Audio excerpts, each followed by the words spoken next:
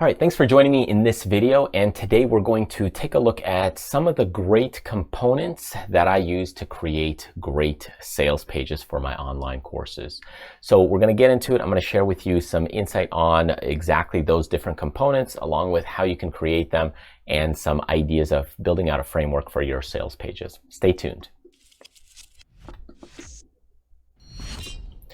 All right, so if you are creating an online course or you're trying to get one started, eventually you'll probably need to create some form of sales page. Now, these sales pages, they might be kind of cookie cutter, meaning you might have some kind of template base from a site that you're hosting your videos on or your courses on, or they might be custom created from scratch. So in this episode, we're going to go ahead and dig into each one of these components. We're going to take a look at some of the sales pages here that I have. So as an example here, I have some on Backstage Income, where you can see there's a lot of business courses that I have, but we'll also take a look at sales pages from my Rise to Learn site, which is where a lot of the trading and investing in options. I also have some sales pages there as well. So to get things started, let's take a look at item number one, and that is a detailed headline and sub-headline. So when we look at this component and you're looking at creating a detailed headline or sub-headline, you're kind of looking at, hey, what is the attraction right away? What is it that you're going to learn? So in this area, if you look at this sales page, what I have is kind of like a quick little headline that's kind of like a little quick bullet point. So this is single option. So this is for trading. But then we'll look at maybe here's the key and primary headline: learn how to trade single options, and it's the rocket strategy. Now under there, I have this other headline. So in this live class, kind of like a little paragraph, it gives you a detail of what it's all about. You're going to learn how to trade single options the right way. Now, if you're not into investing or trading options, you might not know and understand what that's all about. So let's take a look at here in the blogging space. So this is for my Planning a Blog Business course. So you can see we've got our big headline, how to plan a blog business the right way. It's very specific to what this course is all about, even though the course name is Planning a Blog Business. I try to make it specific. As you can see, they tie together. And then you have the sub-headline here: stop being a hobby blogger. Learn how to plan a profitable blog business that actually makes you money. So you can see how all of these tie together to understanding what this product is all about. Now you could create a course name that says Ultimate Blogger, but the problem with that is it's not specific exactly to what they're going to learn, what it's about, and who it's really for. So I try to make it specific at the beginning because it makes more sense for people. They won't click off of it to try and dig a little deeper. Let's take a look here at item number two. And as we take a look at item number two, it's basically creating an awesome sales video. So taking a look at any one of these sales pages, pretty much sales pages these days, or almost any page on your website today should have a video, including your contact page, how to use it, how to contact you. People like those explainer videos nowadays. It's just a lot easier walking them through, especially if they have questions. So here, after these headlines, we can go ahead and create kind of an explainer video. So as I click through this, this video will be a sales video. It can go into sample clips. It can go in as much detail as you want. How to do the checkout process. So again, this is your time and opportunity to connect with your audience, to give them some more insight about what this course is really all about, how to purchase it, what it costs, who else has taken it, and what they'll get out of it, so that you have their full attention at this point. You can see also on here what I've done is, rather than a fluid sales page where the video is right under it, on this sales page we have it to the side. So it's very similar. Again, we're going through the process, and in this one I have actual clips from the course. So if you pull that up, you can see, hey, there's an actual clip from the course. So anyways, different sales videos can be performed in a different way. Okay, item number three is a visual sales image. What is it that they're going to get? So as we go ahead and look and scroll down, you can see I have this visual sales image here on this sales page. Now, they're going to include some reports and trackers, product pyramid, product planners, blog content planners, financial planning worksheets. You know, you get the course, that's kind of the course there, online video tutorials and trainings, and other worksheets. So it kind of gives you a big picture of what it's really all about, what's included in this course. So this visual image helps gives us a form of physical feeling to a product that's maybe digital. And this is what's included. Now, some people, what they do is they convert things into the PDF. They make it more like an ebook feel, and they construct that. I found these days, I don't do that as much because, again, with a physical book, people feel like, hey, they want to have that book. That's just a personal taste that if you want to create something that's more 3D book, you could do that. But instead, what you could do is create the ebook cover on a Kindle or maybe an iPad or some form of digital tablet that's showing up right here as well. That's another way of doing it. But again, creating this visual image gives us a form of, hey, how big is this product, what it's really all about, and just kind of how could you pick something up, right? If you pick up, an item from the shelf, what does it feel like? And this is what this does in a digital view or representation. Okay, let's take a look at item number 4, and that is future benefits or possibilities. So if we're actually looking at continuing down our sales page, and we look at future benefits or possibilities, you could look at these items like, hey, thinking of starting a blog business? Well, what is it that's possible? Or what's the issues that come along there? Or awesome benefits that a blog business can do for you. So you want to start laying these out maybe in, again, you could do it in a video format or you could do it in a paragraph format, but again, you're looking at what's the future benefits or possibilities of starting a blog or having your own business or making money on the side or making an income from a business online. So again, depending on the audience that you're trying to attract, that's going to depend on what you kind of write in this different section. So you could go ahead and obviously form a headline that's more specific to your audience. But here we have awesome benefits that a blog business can do for you. Okay, let's take a look at item number 5, and that is a detailed breakdown. So I always like to do a really detailed breakdown of what's inside the course. And as you continue scrolling down, here's kind of a detailed breakdown of the videos. So detailed list of all the videos that are in there, and also how long they are. So you could see it's not just a 3-minute video. You could see the length of the videos.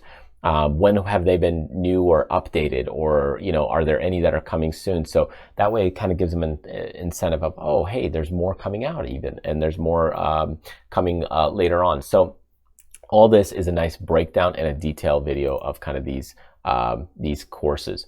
Now you could see my other sales page also takes that same similar approach. Hey, how long is this course? The current course is 3 hours and 51 minutes. Here's all the detailed videos of kind of what you're going to learn within this, because this is a live session. But if we go to another course, for example, so I'll just pull you into this course, and you'll see this one's a little bit different. So you could see these detailed videos are kind of like, hey, I have like an image here, detailed video, and what you'll learn in each video, because this one was filmed a bit different. So module 4, module 5, and so on. So you could see nice detailed videos or a breakdown really of what's inside the course and kind of the material and what they'll kind of learn. Another big thing you'll want to include is sample clips. Sample clips or inside look. Now, I personally do this quite often in the sales video. So if I have a sales video going right here, inside that sales video, you probably see sample clips or actual footage from the course. You can also do that in another section. So if you look at this course material, you can see here's a sneak peek inside the course, and we just broke it apart, meaning we have 3 clips from these different modules or sections that you can watch part of those clips or sessions. So again, sample clips inside the course. If you want to, take it a little bit further or a different step, you could say, hey, enter your email address, and then we'll send you these sample clips, and that kind of collects a lead for you to be able to sell or retarget that person maybe again a little bit later down the road by having their contact information. So there's many different ways to do it. It's just, a sneak peek is another great way to really just boost that sales page. Okay, another thing you may want to do is an argument against the product. You might be thinking like, why would I want to argue against my own product? And it's really because people are already having these conversations anyway in their mind. And if you don't address those arguments, if you don't address their argument that they have inside their mind, then what's going to happen is they'll just kind of flow away in the distance, and that argument, that negative mindset might continue to snowball. So instead, what you might want to do is if you're able to address this in a paragraph, so let's say, hey, what if I don't have the time? So for example, if your course or starting a blog is it takes a long time, so if it's one of their big concerns or one of the big issues or hurdles for your audience, then you might want to address it, simplify it, because then they'll have that answer in their mind. Because sometimes it's not just them that's buying the course. They might be buying it for them and their spouse might be having that argument in their mind. And then it gives them a chance to answer it very easily, because you've provided that answer for them. So anyways, that's one thing to kind of also consider, is having that argument against the product and answering it for them can really jump and boost some of those sales. Okay, let's look at number 8, and that's what's included and bonuses. So not only did we just go over kind of the detailed items, okay, so down here we went over the detailed items of the videos, right? So we talked about all the videos, but you might also want to do a breakdown of, hey, this is what you'll get in the course. So here I have a visual image. So as we start this down, here's everything included in the course. You'll get all the course's materials along with these bonuses. So bonus number 1, bonus number 2, bonus number 3. What is it that you're going to get? So these types of things also are a nice way to just see, hey, what's included, including any bonuses. And now if you don't even have any bonuses, you may want to create some specific bonuses for that course.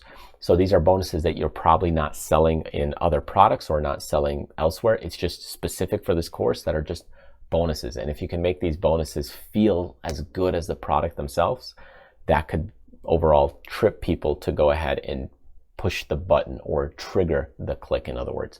So that's something that you may want to consider, and creating a few bonuses even if you don't have them. Another big thing you might want to look into as you create your sales pages: who is this course for? So for example, there's a lot of people out there that might be interested in your course, but there's also areas where this course is not for them, and that helps eliminate the wrong buyers, because oftentimes there's people that you want to eliminate that shouldn't buy your course, and that's because if they buy your course, they'll probably refund it. So is the Planning Your Blog Business course for you? So you have a little paragraph inside of who is it really for? Who is this course? Who will it help out the most? Newcomers to blogging, try it again bloggers, or hobby bloggers? It's not going to help out the expert bloggers. If you already got a bunch of traffic and you're trying to increase traffic, it's not going to help those people out. If you're, if you're just getting started though, you're trying it again, maybe you're a hobby blogger and you want to ramp things up, that's who this course is for. So that's what you're really looking at, is who is this course for and who is it not for as well, because you're trying to really fine tune your audience and your buyers. So that way it's less work for you as well, because then if people are buying your course and they're refunding it, they're not happy. And if they're not happy, they'll tell their friends anyway. So you want to make sure your buyers are satisfied. And this kind of helps filter those things out as well, those purchases. Okay, another thing you might want to include is testimonials and reviews. So as we get to number 10, testimonials are great, and if you don't have testimonials, what you may want to do is give the course away for free for a handful of people if they provide a testimonial, or say, hey, I'll give you a discount by providing a review or testimonial. That could be a good way. I don't have any on this page right now, but I do have testimonials on this sales page here. So as you scroll down, what you'll see is there's customer testimonials here from people who have purchased previous courses on the investing side, and they can watch little video clips specifically. So what I did to get some of these is, we'll give you either $50 off on a future product or course. It could be a discount for something, so it's a win-win situation, and I make it easy for them to record the testimonials as well. So anyways, collect them any way you can. You could include, just written words and statements as well, but having a nice video testimonial is also really great. Okay, let's look at number 11, and that is questions and next steps. So as we go in and look at frequently asked questions, these may or may not be frequently asked, but it could be things that are people thinking about in their mind to ask you, or giving them kind of what's the next step. So if I'm ready to order, what's the next step? It's kind of like leading them in the process of, hey, okay, well, before I'm ready to buy, are there any big questions I should think about? And that kind of helps clear things up and answers those questions. So again, as you scroll down, you could do it in this format here that I have as well, which is just kind of like its own paragraph. Like, how long is this course? Will I receive a physical product? Does it cover both article blog and video blogs? What level of experience do I need? So again, simple little things that maybe are just rifle questions that people might have in their mind. Okay, let's look at item number 12, and that is the guarantee and kind of happiness policy, as I would say. So if you have a guarantee, then you might want to state it. If you don't have a guarantee, then think about what you would do to take care of the person. Like, if the person is truly unhappy, would you give them their money back? So in my case here, we have a 30-day money back guarantee. Here as well, very similar 30-day money back guarantee. It's the same exact thing, designed in the same way pretty much. And if they're not happy, they can submit and request a refund because they didn't like the course for whatever really reason. I always do personally ask them, hey, well, what is it that we could do to make it better? What is it that you didn't like? What was kind of the issues, to make sure it wasn't kind of on our end. Sometimes courses are a little too difficult or too hard for some people. Sometimes they just made the wrong purchase. So whatever the case is, just try to figure that out. So you could see, is it something that you could work on? Is it something that's even worth working on? And in that case, you might be able to take care of it as a simple solution. Maybe they just did a double purchase and they just want to refund one of them. So that sometimes can happen as well. Okay, another big thing, of course, is your purchase now offer. And this is the last thing that I have on my list. And the purchase now offer is, as you scroll down, are you ready to make your purchase? So you can see I've got my big image, your investment today for whatever the price, and then you hit the button, and then that'll take you to the checkout page. So this is kind of your final call to action to be able to hit the purchase, make the purchase. I do it a little bit different on the Rise to Learn site. So you can see here, again, we've got the big headline, the videos they're going to get, like 14 videos, 12 hours of training, 300-page study guide, and then you could have a choice. You can either get just a course or a course and a coaching session. So again, it's kind of a little bit different here, but again, it just depends how you want to do that final sales pitch. And I would recommend to do that sales pitch a couple of different times. So you can see as they start at the top on this, they scroll down, they have that kind of sales offer right there. And as they go through this list of videos, then again, you'll get the sales offer. It kind of works out this way. In this case, with this sales page, what we do is a little bit different, but what you can do is get started, and that just takes you to the checkout page, which you could also take them straight down to hit another button, but we tried to eliminate that so that way there's not like 2 or 3 clicks to the checkout. So it's like you could have that going straight down here throughout the page, but we just made it go right to the checkout. So those are kind of the main components and elements that you may want to have in your sales page when you're creating a video course and you have a sales page. I know that some services and websites, they're a little more difficult to make custom sales pages. So just kind of include the components and do them as best as you can. There's many more components that you could create, but this is just a starting point for you to kind of kick things off and get things started. So I hope this was helpful and insightful.